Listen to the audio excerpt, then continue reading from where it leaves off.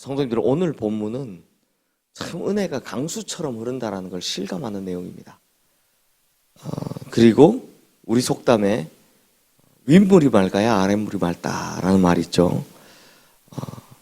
물은 위로 흐릅니까? 아래로 흐릅니까? 아래로 흐르죠. 사실상 영향력에 관한 속담인데요. 그래서 은혜가 어떤 변화를 가져오는지 또 어떤 영향력을 끼치는지 오늘 본문을 통해 한번 살펴보도록 하겠습니다. 우리가 앞서 보았듯이 히스기야는 왕이 되고 나서 아주 급진적인 개혁을 시작합니다. 첫 해, 첫 달, 바로 이렇게 급박하게 왕이 되자마자 바로 개혁을 시작합니다. 아버지 아하스 왕 때 폐쇄했던 성전의 문을 열고 성전을 수리를 하죠. 또 예배드리기 위해서 예배를 집례할 수 있는 제사장들과 레위인들을 다시 모아다가 그들을 성결하게 하는 작업을 합니다.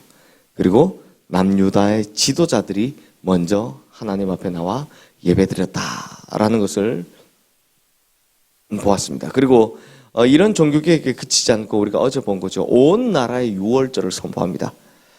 그러면서 야무진 꿈을 꾸죠. 어떤 꿈을 꿉니까? 남유다 백성들뿐만 아니라 이미 망해버린 북이스라엘의 난민들까지 다 수용하는 그런 유월절을 선포합니다. 하지만 준비할 시간이 부족하니까 어떻게 했다고요? 유월절 절기 날짜보다 한 달을 연기하는 어려움도 있었고요. 그것 때문에 참 어려움을 겪었을 거고요. 그리고 모여든 난민들이 어떻게 합니까? 자기들을 성결하게 하지 않고 그냥 얼마나 배가 고파한지 유월절 음식을 먹는 바람에 곤란함을 겪게 되지만 하나님께 히스기야 자신이 직접 회개해서 용서까지 받아준 히스기야였습니다. 이렇게 7일간의 성회를 통해서 이제 망했던 북이스라엘도 그리고 피폐했던 남유다도 영적으로 육적으로 가득히 채워졌습니다. 자, 이후에 이렇게 하니까 정말 놀라운 변화가 일어나기 시작하는데요. 어떤 변화가 일어나는지 우리 1절 말씀 함께 읽겠습니다. 이 모든 일이 끝남에 거기에 있는 이스라엘 무리가 나가서 유다 여러 성읍에 이르러 주상들을 깨뜨리며 아세라 목상들을 찍으며 유다와 베냐민과 에브라임과 므낫세 온 땅에서 산당들과 제단들을 제거하여 없애고 이스라엘 모든 자손이 각각 자기들의 본성 기업으로 돌아갔더라. 자, 이 모든 일이 끝나매 라는 말은 이제 7일간의 성회가 끝났다라는 겁니다. 6월절과 무교절이 끝났다라는 거죠. 그랬더니 무슨 일이 일어났느냐? 히스기야가 명령한 것도 아닙니다. 누가 시킨 것도 아닌데 어떻게? 이스라엘 사람들, 즉 북이스라엘 백성들이 돌아가서 자신들의 우상을 자신들의 손으로 다 깨부시더라라는 겁니다.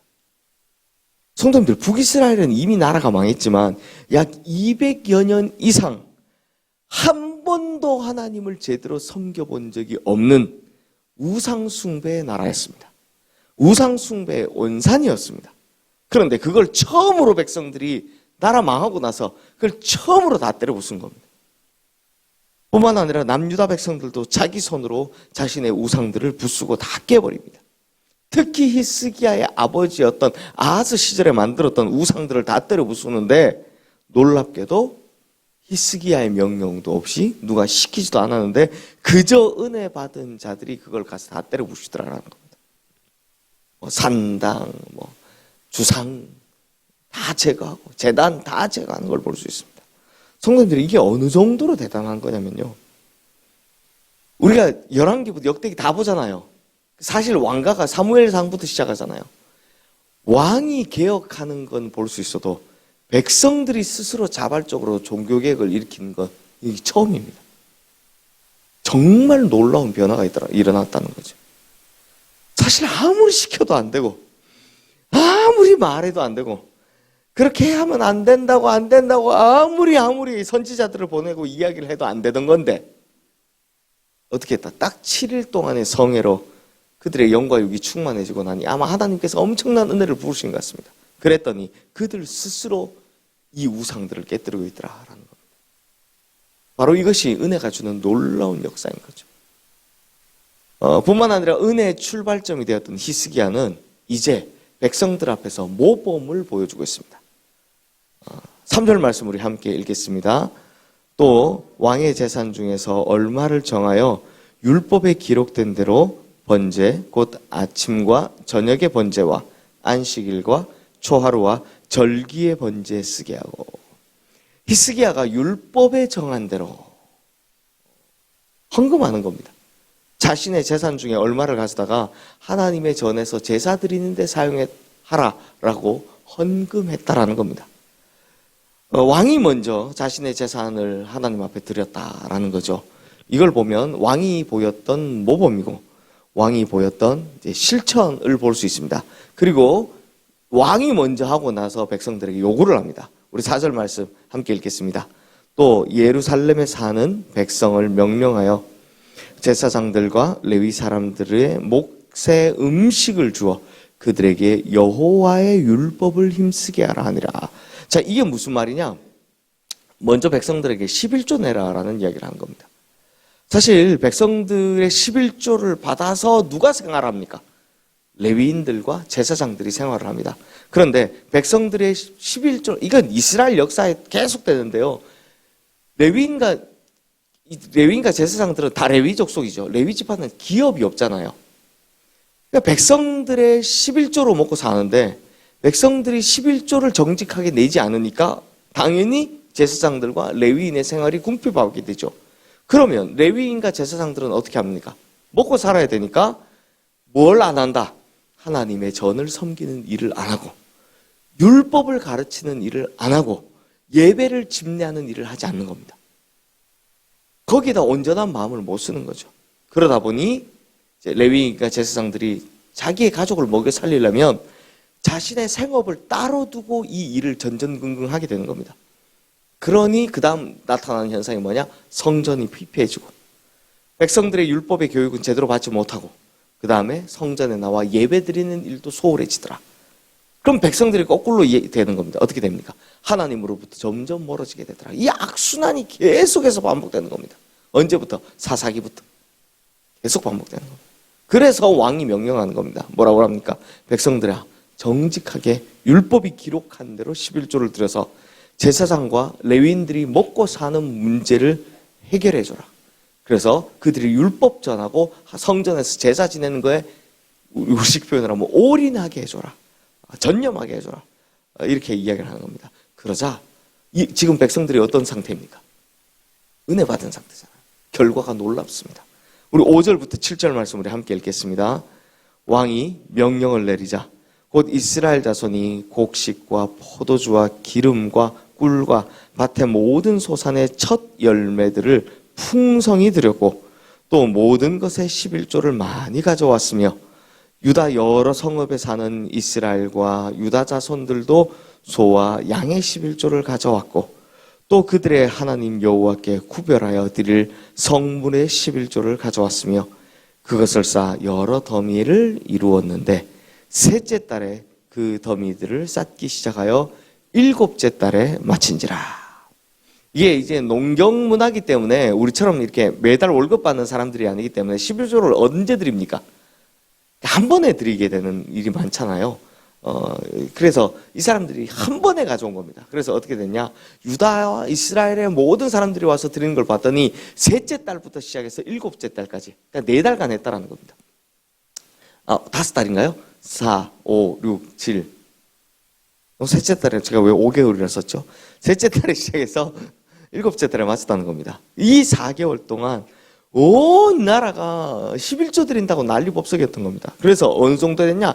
8절 말씀에 보면 히스기야 왕과 방백들이 쌓인 더미를 보고 깜짝 놀라서 하나님을 찬양했다라는 기록이 나오고 백성들을 축복했다는 기록이 나옵니다. 그러니까 이때까지 안 했는데 은혜 받은 백성들이 하더라라는 겁니다. 그런데 누구부터 하십니까? 왕이 모범을 보여서 명령하자 누구나 할 것 없이 앞다투어 11조를 하더라라는 겁니다.